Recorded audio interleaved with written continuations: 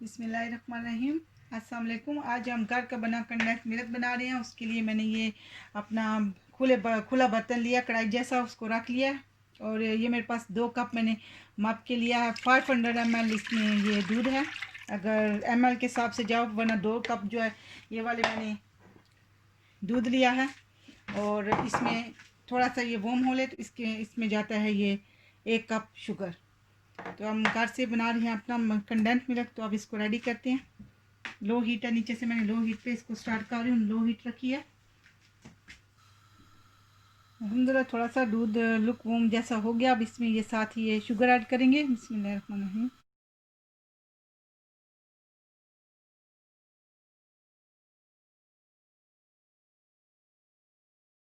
पर full fat milk है। अब इसको इधर ही काफ़ी देर लगेगी। अल्हम्दुलिल्लाह इधर ही पकाएंगे इसको। अल्हम्दुलिल्लाह अब इसको उबाल आ गया। अब इसको इधर ही अल्हम्दुलिल्लाह पकाएंगे। मैं थोड़ी सी इसकी हीट जो है वो और मीडियम कर रही हूँ, मीडियम पे। और साथ साथ कंटिन्यूसली मैं इसको लाती रहूँगी। खुला बर्तन लेने का ये फ़ायदा है कि अगर इसको उबाल आ जाएगा तो इसका ये ओवरफ्लो नहीं होगा। इसको आप इस तरह लाते रहो। तो इसको इधर काफ़ी देर लगेगी, 25-30 मिनट लगते हैं अल्हम्दुलिल्लाह। और अब मैं मीडियम हीट कर रही हूँ, तो इसको इधर ही पकाऊंगी।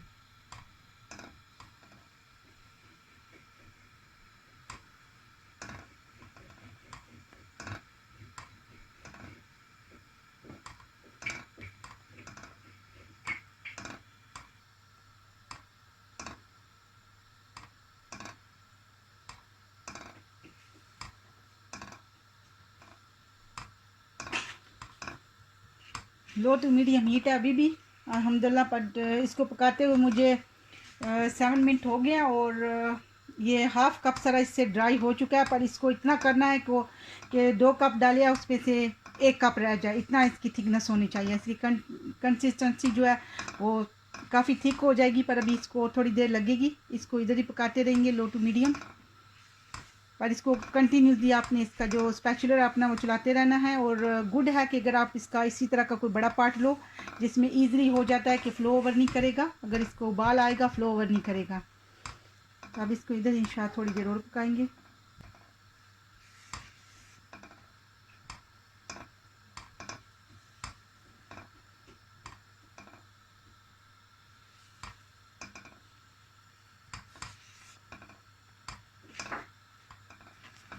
अल्हम्दुलिल्लाह इसको पकाते हुए मुझे लो टू मीडियम थोड़ा सा एक बार इसमें मिडल में तेज़ भी की थी।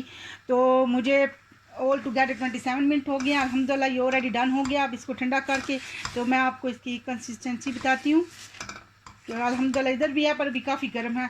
और ये जब फ्रिज में जाएगा इससे ज़्यादा थिक हो जाएगा। अल्हम्दुलिल्लाह ज़बरदस्त सा कंडेंस मिल्क रेडी है। मैं आपको प्लेट में ठंडा करके दिखाती हूँ।